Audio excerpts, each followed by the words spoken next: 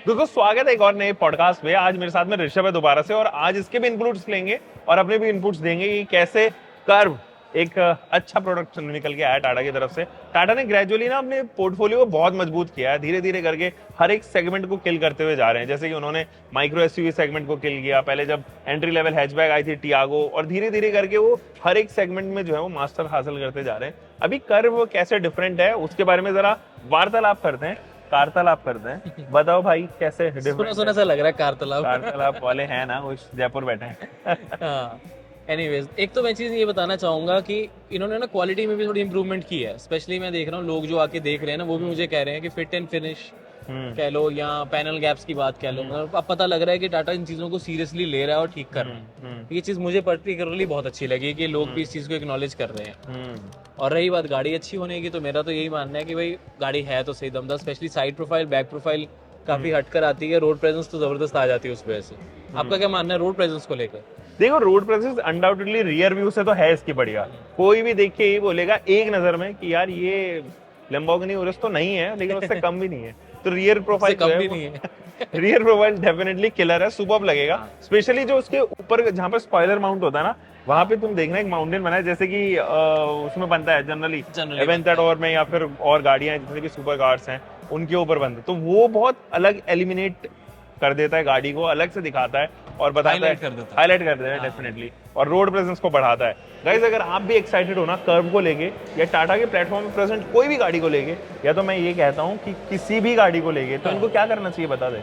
बहुत सिंपल है, डिस्क्रिप्शन में एक लिंक दिया हुआ है, वहाँ पर छोटी छोटी डिटेल्स अपने फिल इन करो। हमारी टीम से आपसे बात भी की जाएगी और साथ के साथ को हेल्प करेंगे वो कहाँ से गाड़ी लेनी चाहिए, कौन सा वेरिएंट, क्या बेस्ट आपके लिए मिल जाएगा फ्री ऑफ कॉस्ट, और हम आपको जल्दी डिलीवरी भी दिलाएंगे। और ये सारी गाड़ियों के लिए है यार, बट थोड़ी सी कंडीशन है। करेक्ट, वो कंडीशन ये है कि आपको नीचे फॉर्म तो फिल करना ही है, साथ ही साथ डिटेल्स वो सारी भेज देती हैं। हम आपको कॉल करेंगे, बेस्ट प्राइस आपको दिलाएंगे, एंड कुछ ना कुछ एसेसरीज भी कोशिश करेंगे आपको फ्री दिलवाने। कंडीशन ये थी, बताओ नहीं बताओ। कंडीशन ये थी कि दिल्ली एनसीआर से ही आप हो या विद इन 200 किलोमीटर के पेरीफेरी में हो, तो ही हम आपको सपोर्ट कर पाएंगे अभी के लिए। बाद में ऑल ओवर इंडिया भी करेंगे। बिल्कुल। सो लिंक चेक कीजिए।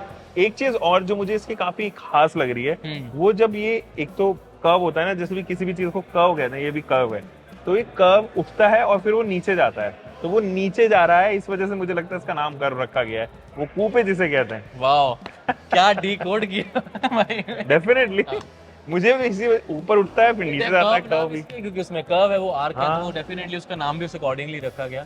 और टाटा के ना शुरू से इस तरीके के डबल वाले नाम होते हैं, जैसे पंच, हैरियर हमने देखा है, ठीक है ना। सफारी तो चलो पिछला नाम आता पीछे से, हाँ। तो बट हाँ, कर्व के साथ भी कुछ खानदानी, कर्व के साथ भी यस डेफिनेटली ऐसा ही कुछ है कि कर्व होने की वजह से उसका नाम कर्व रखा गया।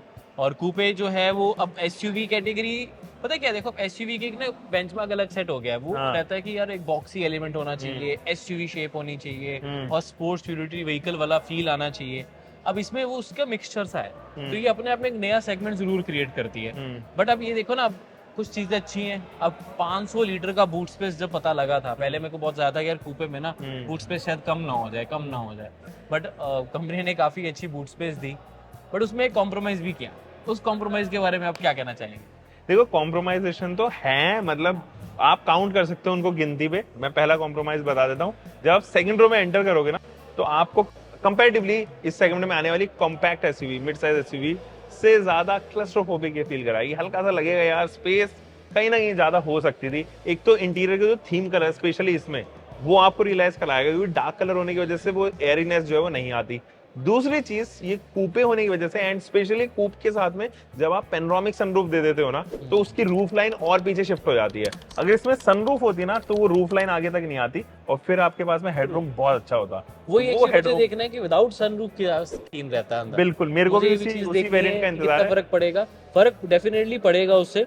बट यही है ना कि अब इसमें as far as I know normal electric sunroof तो नहीं है, या तो पैनोरामिक है या नहीं है, तो वो हेडरूम का थोड़ा सा लोगों को करना तो पड़ेगा अनफॉर्चुनेटली।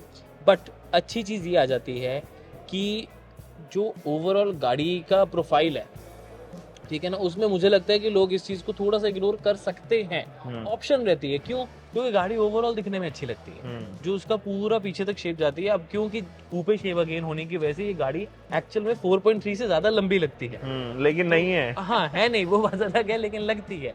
तो प्लस ये है कि अलॉय व्हील्स उसको कहीं ना कहीं ऐड कर देते हैं, 18 इंचेस सेगमेंट में नहीं है कहीं पे। एक चीज और मेरे को लगता है, मेरे को थोड़ा सी शिकायत है वैसे टाटा से, अब ना मतलब मोनोटोन हो गई है उनकी सारी गाड़ियां।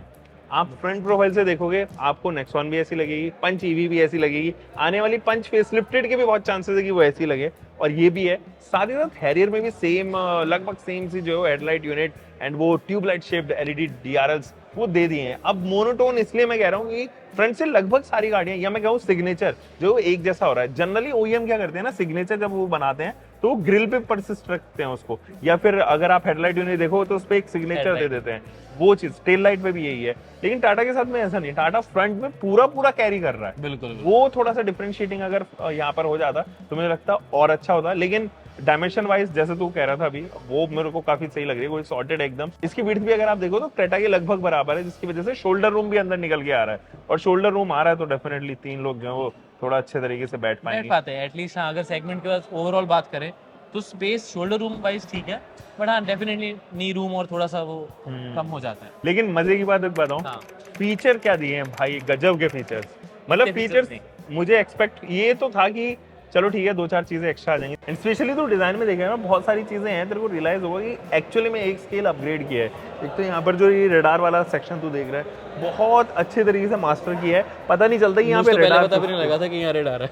अच्छा तो यहाँ पर रडार फिट किया गया है और बहुत क्लीनली जो है उसको इंटीग्रेट किया है। जनरली तू और ओईएम्स में देख, क्रेटा में देखेगा सेंटर में होगा वहाँ पर, बिल्कुल सेंटर में रेक्टेंगुलर दिखाई पड़ता है, इस वजह से थोड़ा क्लीन तो हुए हैं इनके डिजाइन। और बाकी ग्राउंड क्लियरेंस 190 mm के अच्छे एलॉय व्हील सेटअप आपको यहाँ पर मिलते हैं, and headlight unit, headlight technology के मामले में तो कोई प्रॉब्लम स्क्रीन ही नहीं है। 12.3 काफी बड़ी हो जाती है, स्क्रीन बड़ी है डेफिनेटली, एमआईडी काफी आगे उसके, एमआईडी अच्छी लगती है, स्टीयरिंग और कंट्रोल्स यूनिक हो जाते हैं। बाकियों में क्या होता है कि हाँ चलो स्टीयरिंग है, लोगो बदला, बटन वही है, हाँ। लेकिन यहाँ पर एटलीस्ट स्टीयरिंग जो है वो कम्प्लीटली बेस वेरिएंट से ही इल्यूमिनेटेड और पियानो ब्लैक है। तो ऐसी चीज़ें टाटा ने काफ़ी अच्छी की। इनफैक्ट बेस वेरिएंट में भी इंपॉर्टेंट सारे फीचर्स दे दिए, हिल होल्ड जैसा फीचर बेस वेरिएंट में दिया, छोटी बात नहीं है। हालांकि कुछ ब्रांड्स देते हैं और भी, बट स्टिल टाटा भी अपने ऑलमोस्ट सारी गाड़ियों के साथ ये दे रहा है, तो that's a good thing. Correct. और हाइट एडजस्टेबल सीट बेल्ट्स हैं यहाँ पे आपके पास में, वायरलेस चार्जिंग ऑप्शन आपको मिल जाता है। वैसे गर्म अभी भी करता है वायरलेस चार्जिंग ऑप्शन, और वो उसका नीचे है, वो पता नहीं कब वो टेक्नोलॉजी ऐसी आएगी कि धीरे धीरे करके वायरलेस चार्जिंग ऑप्शन भी जो है वो कूल डाउन करके रखी है एटलीस्ट। सीट्स कैसी लग रही है तुम्हें? सीट से ज़्यादा कि इंपॉर्टेंट चीज़ ऐसे ध्यान में पहले वो कर लेता हूँ कि कूपे शेप होने का ना एक थोड़ा सा नुकसान और है। अब क्योंकि पीछे जो व्यूइंग एरिया मेरा बहुत कम हो जाता है, तो आईआरवीएम में जब मैं पीछे देख रहा हूँ ट्रैफिक, तो मेरे को कुछ खास नजर आ नहीं रहा है। मेरे को ओवरवीएम्स का पूरा पूरा सहारा लेना पड़ रहा है, और आईआरवीएम पे अकेले रिलाई नहीं कर सकता, इसीलिए तो डीआरवीएम भी है। तो वो लेकिन हमेशा नहीं ना चलेगा, हमेशा के हिसाब से एक्चुअली, तो ये भी है फैक्टर। और यहाँ अगर आप देखोगे तो फिट एंड फिनिश मुझे लगता है कि अभी भी स्कोप ऑफ इम्प्रूवमेंट है। उस पहले से इम्प्रूवमेंट भी काफ़ी हुई है, ये भी है, पहले से इम्प्रूवमेंट डेफिनेटली हुई होगी, लेकिन अभी भी है क्योंकि कुछ चीज़ें हैं जो बंद करने में, खोलने में वो नहीं आ रहे। बटन्स अगर देखोगे लूज हैं, या फिर उस तरीके से देखोगे तो टच वाले भी थोड़े अलग से दबाने पड़ते हैं। एग्जैक्टली, उनके ऊपर थोड़ा सा होल्ड रखना पड़ता है, तो वो चीज़ें हैं। बट मेरे ख्याल में ओवरऑल एक अच्छा पैकेज है, फीचर रिच है। अगर इसकी प्राइसिंग आ जाती है तकरीबन 10 लाख के आसपास, और टॉप समवेयर अराउंड 18.5-19, तो मुझे लगता है कि बात बन जाएगी। फिर वो जो सेगमेंट में आने वाले गेम चेंजर रहे, क्रेटा जैसे, सेल्टॉस जैसे, उनको ये बीट कर पाएगी, और एक नया डिज़ाइन फिलॉसफी होने की वजह से नया माइंडसेट को चेंज करेगी, नए माइंडसेट को लेके आएगी। लोगों के अंदर क्यूरोसिटी होगा इस डिज़ाइन फिलॉसफी को कैरी करने के लिए। तुम्हें क्या लगता है प्राइसेस क्या होनी चाहिए तेरे हिसाब से? प्राइसेस आई थिंक आपने बिल्कुल सही रखा है कि जब 8 लाख की नेक्सॉन है तो थोड़ा सा साइज़ बढ़ा के, टैक्सेस बढ़ा के, इंजन तो सेम ही है लेकिन 5 स्पीड की जगह 6 स्पीड ऐड हो जाता है, तो उसका 10 लाख तक समझ आ जाता है। और top again 18 lakh is more than enough, मतलब कंसिडरिंग अब लोकली सारा है। अब अगर हम इसको एग्जैक्ट सोचें कि यार इसमें भी क्रेटा और सेल्टोस वाला फीचर है, वो 20 की है, तो ये 20 क्यों नहीं? पर अगर ये 18 होगी तभी इसको ज़्यादा एज मिलेगा ना। बट 2-3 चीज़ें मैं बताना चाहूँगा। देखो क्रेटा में या सेल्टोस में कह लो अगर उनके साथ, क्योंकि इसका मेजर कंपटीशन है, मैं ग्रैंड विटारा वगैरह को भी नहीं कंसिडर कर रहा, उसमें 160 PS का इंजन आता है, स्पोर्ट्स यूटिलिटी व्हीकल वाला इंजन आता है। तो उसका एक बहुत बड़ा एडवांटेज है। प्लस ये है कि एक जो मुझे क्रेटा में पर्सनली चीज़ बहुत अच्छी लगती है वो है कि मैनुअल में भी एडास फीचर्स हैं, तो वो चीज़ इसमें मिसिंग है। तो आई वॉज वेटिंग कि हाँ इसमें वो आ जाए ना तो काफ़ी अच्छी, कुछ ना देते जैसे एडेप्टिव क्रूज कंट्रोल ना हो तो समझ आता, तो बाकी हो जाते तो सेफ्टी और एनहेंस हो जाती, क्योंकि DCA सीधे सीधे 1.5 लाख एक्स्ट्रा है, सिंपल सी बात है। अब किसी को एडास चाहिए लेकिन ऑटोमेटिक नहीं चाहिए, मतलब लेटेस्ट टेक्नोलॉजी चाहिए लेकिन ज़्यादा रनिंग नहीं है, तो वो मैनुअल के साथ एडास ले ही नहीं सकता, उसको ऑटोमेटिक ही लेना पड़ेगा, वो भी DCA, जो कि मैनुअल से 1.5 लाख महंगा होगा। और 1.5 लाख सिर्फ DCA का फ़र्क आएगा, थोड़ा सा वो ऑब्वियसली एडास का फीचर्स का भी एडिशनल पैसे लेंगे कंपनी, तो उस चीज़ का थोड़ा सा मुझे लग रहा है, और तो कुछ नहीं। और तो कुछ नहीं है। अभी एक चीज़ और मैं यहाँ पे पॉइंट बोल दूँ, ये एक 1.2 लीटर का TJDI इंजन आया ना, ये अभी तक चला के मैंने नहीं देखा, तो उसके ऊपर तो कमेंट नहीं कर सकता, लेकिन मुझे लगता है कि आज भी वो 1.2 लीटर का टर्बो इंजन नेक्सॉन के अंदर आता है, वो सिटी के लिए तो ठीक है, मतलब आप कोई नहीं, धीरे चल लो थोड़ा सा, लेकिन लेथार्जिक ज़रूर वो फील कराएगा इस गाड़ी के साथ में, क्योंकि इसके साथ में बॉडी पार्ट बड़ा है और वेट बड़ा है, टॉप टू वेट रेशियो जो है वो डेफिनेटली रिड्यूस होगा, जिसकी वजह से क्या होगा, ओवरऑल पावर डिक्रीज होगी, और यहाँ पर माइलेज भी जो है वो उस लेवल का नहीं आ पाएगा जो नेक्सॉन ऑफर कर रही थी यहाँ पे। हालांकि सॉरी इंटरप्ट कर रहा हूँ, माइलेज को लेके कंपनी ने बहुत बड़ा क्लेम किया है कि सेगमेंट की सबसे ज़्यादा डीजल में 22.4 किलोमीटर पर लीटर की माइलेज ये कंपनी क्लेम कर रही है। मैं देखना चाहता हूँ कि ये जो नया इम्प्रूव्ड डीजल इंजन है और स्पेशली नए DCA ट्रांसमिशन के साथ चलाने का वेट तो मैं कर रहा हूँ। अच्छा, मजे की बात और ये है कि टाटा इसके साथ में जो डीजल इंजन आता है टाटा कर्व के साथ में, उसके अंदर आपको यूरिया डालने की जरूरत नहीं है लाइफ टाइम, तो वो एक एडवांटेज है। तो कहीं ना कहीं वो कॉस्ट बहुत बड़ा एफिशिएंसी, एडवांटेज है, बहुत बड़ा। कॉस्ट के साथ साथ वो कन्वीनियंस ऐड हो जाती है, नहीं तो एक रहता है अच्छा पेट्रोल भी भराना है, वो एडब्लू का लेवल भी गिर रहा है, तो वो टेंशन खत्म। और अगर आपने जैसे जैसे आप रात में निकले तो यूरिया सेंटर जो है ना डेफिनेटली बंद होने लग जाते हैं, और आप लॉन्ग डिस्टेंस चल रहे हो तो आपको सुबह का इंतजार करना पड़ेगा, अनटिल अनलेस आप किसी ऑथराइज्ड पेट्रोल पंप पर नहीं जा रहे हो। पेट्रोल पंप पे जनरली मिल जाते हैं एडब्लू, लेकिन अगर आप बिल्कुल ही Tier 3 सिटी में चले गए तब तो डेफिनेटली परेशानी यहाँ पर झेलनी पड़ती है। ये इसके साथ में नहीं आएगा, स्पेशली डीजल इंजन के साथ में। हम कर्व की बात कर ही रहे हैं विवू, बट कर्व EV को हमें छोड़ना नहीं चाहिए।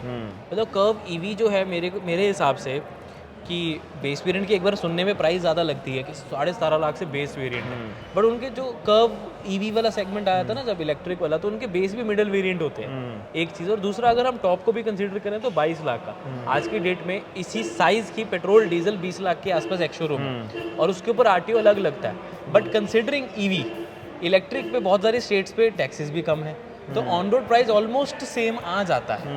1-1.5 लाख के फर्क पे अगर पेट्रोल और EV में चूज करना चाहे तो EV सोचनी तो चाहिए मेरे हिसाब से, अगर रनिंग है इतनी तो। EV के साथ में एडवांटेज पता है क्या, आपको कभी भी ये नहीं सोचना कि यार मैं छोटा इंजन लूँ कि बड़ा इंजन लूँ, उसमें परफॉर्मेंस हमेशा मिलेगी आपको। मतलब कोई वही नहीं है, केवल आपको बैटरी पैक रखना है। 45-50 में थोड़ा सा परफॉर्मेंस का फर्क है, बहुत हल्का फुल्का है वो, मतलब मार्जिनेबल है, आपको पता भी नहीं चलेगा, वो ऑन पेपर ही है। 45 और 55 में केवल रेंज का है बहुत बड़ा अंतर, तो वो रेंज का अंदर अगर जस्टिफाइबल है, आपकी लाइफस्टाइल के साथ में मैच कर रही है इतनी रेंज, तो फिर कोई परेशानी नहीं, आप खरीदो ना उसको, मक्खन चलेगी। 70-75,000 का फर्क है 45 और 55 वाले में, तो मेरे हिसाब से जब 20-21 लाख लगा रहे हो, ठीक है कि नहीं, तो क्या मेरे ख्याल क्या कितने परसेंटेज 3-4% के लिए क्यों सोचना। सेल्स में वो करेगी भी नहीं, 44 किलोवाट 45 किलोवाट वाली ज़्यादा करेगी भी नहीं। छोटा भले ही आप वेरिएंट खरीद लो, यहाँ पे अगर आपका बजट ही 18-19 लाख का है, छोटे वाला वेरिएंट खरीद लो, उसमें तमाम फीचर्स मिलेंगी, सेफ्टी मिलेंगी, कम मैकेनिकल पार्ट्स मिलेंगे, सर्विस कॉस्ट लो होगी, और इसके साथ साथ आप देखो ना, मतलब वियर एंड टियर जीरो, कुछ भी नहीं है वियर एंड टियर वहाँ पे, तो वो चीज़ भी है। और फटीग होगा ही नहीं आपको चलते टाइम, इतना स्मूथलेस ट्रांसमिशन भी होते हैं उनके, और इतना स्मूथलेस जो है वो मोटर वाइब्रेशन थ्रो ही नहीं करती बॉडी के अंदर, क्योंकि अब एक बहुत बड़ा मेजर फैक्टर आता है ना। अब हम वैसे सोचते हैं कि यार इसका बेस वेरिएंट सपोज 10 लाख का आएगा, कर्व का बेस वेरिएंट EV का 17.5 लाख है, लेकिन एक तो फीचर भी ऐड हो रहे हैं, फिर इलेक्ट्रिक का जो वो रनिंग कॉस्ट है वो भी कम हो रही है, प्लस वो तो शुरू ही ऑटोमेटिक से हो रही है ना, उसमें मैनुअल तो है ही नहीं। इसी में कोई भी ऑटोमेटिक ऐड करोगे 1.5-2 लाख का तो मिनिमम वो फर्क आएगा ही आएगा। और उसका ऑटोमेटिक कितना ज़्यादा स्मूथ होती है, मतलब ऑटोमेटिक नहीं होता बट सिंगल गियर के हिसाब से भी देखें तो बहुत ज़्यादा स्मूथ हो जाती है वो as compare to AMT, CVT और इवन टॉर्क कन्वर्टर्स भी। एक चीज़ और देखना, इसके साथ में जितनी भी क्रॉस कॉम्पिटिशंस आती हैं उनमें EV नहीं आती, है ही नहीं, तो है ही नहीं, तो फिर एडवांटेज है इनके पास में हमेशा से। और अभी भी 70% जो है वो यहाँ पर मार्केट शेयर लीड करा हुआ है टाटा ने EV सेगमेंट का, तो इसके आते ही तो वो जंप करेगा। और क्रेटा मुझे भी यही लगता है कि अल्टीमेटली कर्व अगर किसी का लेने का मन बन रहा है ना, तो उसे 110% एक बार EV कैलकुलेट करनी चाहिए ही चाहिए, स्पेशली इसमें क्योंकि प्राइस डिफरेंस ज़्यादा नहीं है, बेनिफिट्स आपको मिल रहे हैं।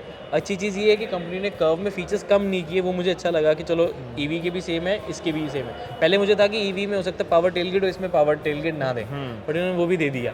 But still my point is कि अगर आप सोच रहे हो कर्व के बारे में भी, तो ईवी कंसिडर ज़रूर करें, कैलकुलेट ज़रूर करें एक बार, सीधा इग्नोर मत करना उसको, क्योंकि एक्चुअल में good value for money product है वो। Correct. So this was our, interior भी बेटर है। तो ये तमाम चीज़ें थी जिसके बारे में हम लोगों ने आज डिस्कस किया। बहुत सारी चीज़ें डिस्कस की आज, और पैनल पे आज ऋषभ था तो मज़ा आया, उसके साथ में पूरा दिन स्पेंड किया। हम डिस्कस कर ही रहे थे कर्व के बारे में, लगे हाथ हमने वीडियो भी बना दी। सोचा कैमरा ऑन करके डिस्कस कर लेते हैं। सही बात है। तो दोस्तों एक और पॉडकास्ट आने वाला है, वो आ सकता है ऋषभ के चैनल पे। तब तक के लिए आप क्या कर सकते हो, मेरे चैनल को तो सब्सक्राइब कर सकते हो। हम मिलेंगे दोस्तों एक और नई वीडियो के साथ में। Until for next time, bye bye, take care, keep learning car bike whatever you are having, bye से।